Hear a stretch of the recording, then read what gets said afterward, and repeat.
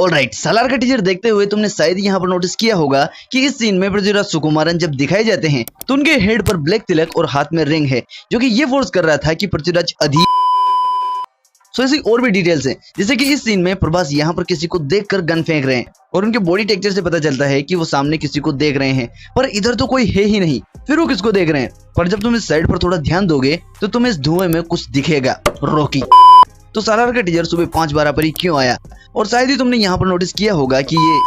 तो भाई लोगों, वीडियो को बिना स्किप करे एंड तक देखो, वरना घंटा कुछ समझ नहीं आएगा। तो भैया लायन, चीता, टाइगर प्लस हाथी ये सब बहुत डेंजरस हो सकते हैं या किंग हो सकते हैं, but not in Jurassic park, क्योंकि वहां इन सब का बाप है डायनासोर। तो भैया डायरेक्टर साहब ने जिला गाजियाबाद तो छोड़ो, पूरा हिंदुस्तान प्लस दुनिया हिला रखी है। हाँ, अपनी वीडियो लेट है, पर टीजर का हर फ्रेम ध्यान से देखने समझने प्लस उससे डिटेल निकालने में टाइम तो लगता ही है। ऊपर से नोकिया 1600 टाइप का मेरा एडिटिंग फोन। हाँ तो भाई, सालार के टीजर में केजीएफ के रॉकी भाई का इतना तगड़ा रेफरेंस है, और इस टीजर ने डेफिनेटली ये कंफर्म कर दिया है कि सालार केजीएफ का ही पार्ट है। तो जब मैंने सालार का टीजर फ्रेम बाय फ्रेम देखा तो मुझे 10 ऐसी डिटेल्स मिली जो कि तुमने नॉर्मल स्पीड में पक्का, आई गारंटेड पक्का मिस कर ही दी होगी, और ये डिटेल्स सालार को केजीएफ के साथ जोड़ती हैं। तो फर्स्ट ऑफ ऑल, सालार का टीजर इतनी सुबह सुबह डालने का कनेक्शन सीधा रॉकी से है, ये तो आपने सुना ही होगा, क्योंकि रॉकी सोना लेकर जिस शिप में जा रहा था उस शिप की एक घड़ी में एग्जैक्ट यही टाइम था। फिर उसके बाद रॉकी पर मिसाइल अटैक हुआ, तो मे भी उस हिसाब से रॉकी जब समुद्र में डूब रहा था तो एग्जैक्ट टाइम 5:12 हो गया होगा, और ये रेफरेंस है सीधा रॉकी को समुद्र से निकालने का। अब इस थ्योरी पर अगर किसी को डाउट है तो टीजर रिलीज के टाइम की दूसरी थ्योरी देखो। तो इस टाइम के नंबर्स को अगर अल्फाबेट में कन्वर्ट करे, यानी ABCDE, ए का मतलब 1, बी का मतलब 2, सी का मतलब 3, डी का मतलब 4 और ई का मतलब 5, तो 5 का ई और ऐसे ही एल का 12, सो EL। अब EL केजीएफ में क्या है पता है ना, EL डोराडो। तो भाई मेरे हिसाब से सालार के टीजर को इतना सुबह सुबह 5:12 पर डालकर डायरेक्टर साहब ये बताना चाहते हैं कि सालार केजीएफ का ही पार्ट है। बाकी टीजर के स्टार्टिंग के इस सीन को देखा जाए तो यहाँ पर टीनू आनंद जी सालार को अपने धांसू डायलॉग से इंट्रोड्यूस करते हैं, और यहाँ पर तुम इस जीप पर US आर्मी लिखा हुआ नोटिस कर सकते हो। प्लस ये बंदा मुझे इंडोनेशियन लग रहा है, और वैसे भी अमेरिकन और इंडोनेशियंस रॉकी के पीछे पड़े थे, जैसा कि KGF 2 के पोस्ट क्रेडिट में भी दिखाया जाता है। पर एक बात हम समझ नहीं पाए, अमेरिकन और इंडोनेशियंस रॉकी के पीछे क्यों पड़े थे?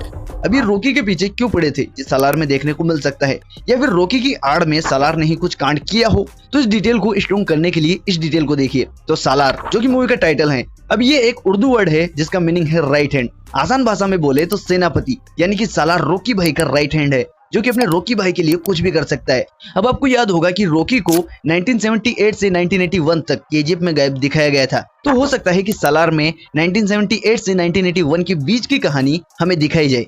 नेक्स्ट, अब ये डिटेल थोड़ी सी अजीब है और शायद आपको हजम भी ना हो, बाकी तुम्हें ये भी लग सकता है कि मैं कुछ ज्यादा ही अपनी बुद्धि का यूज कर रहा हूँ, पर यही तो मेरा काम है। तो इस वाले सीन में प्रभास यहाँ पर गन फेंक रहा है और सामने किसी को देख रहा है, और उनके बॉडी टेक्सचर से भी ये पता चलता है कि वो सामने किसी को तो देख ही रहा है, लेकिन इधर तो कोई है ही नहीं, फिर वो किसे देख रहा है।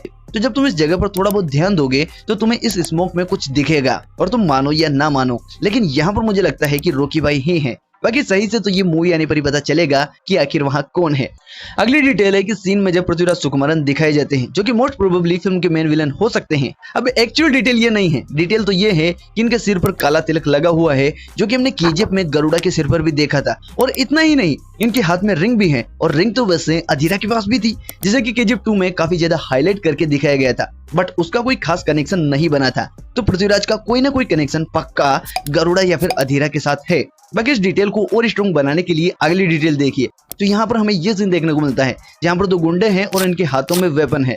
तो अगर आपको KGF 2 का ये सीन याद हो तो अधीरा के गुंडों के पास भी ये सेम हथियार होता है। इसके अलावा सालार के टीजर के अंदर हमें ट्रेंड आर्मी भी दिखाई जाती है, और कुछ ऐसी सेम आर्मी KGF 2 के क्लाइमेक्स में भी दिखाई देती है, जब prime minister Ramika Singh KGF के अंदर आर्मी भेजती है, क्योंकि रॉकी भाई ने नाक में दम कर रखा था। और इस फ्रेम में जो हथियार प्लस घोड़े के साथ जो आर्मी दिख रही है वो इन भाई साहब की है, क्योंकि तुम इसके गले में इस कड़े को नोटिस कर सकते हो, और ये सेम कड़ा घोड़े पर बैठे इस बंदे के गले में भी है।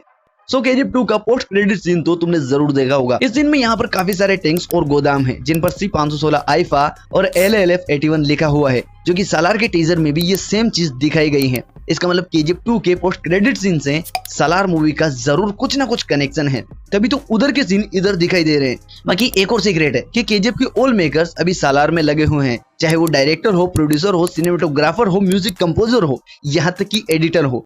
तो ये सब अगर मिलेंगे तो ऑब्वियसली केजीएफ ही बनेगी। बाकी आई होप कि ये वीडियो आपको समझ में आ गया होगा, प्लस बढ़िया लगा होगा। So please subscribe and hit the bell icon. And Salaar का टीजर रिव्यू आपको अभी चैनल पर मिल जाएगा। चलिए बाय बाय।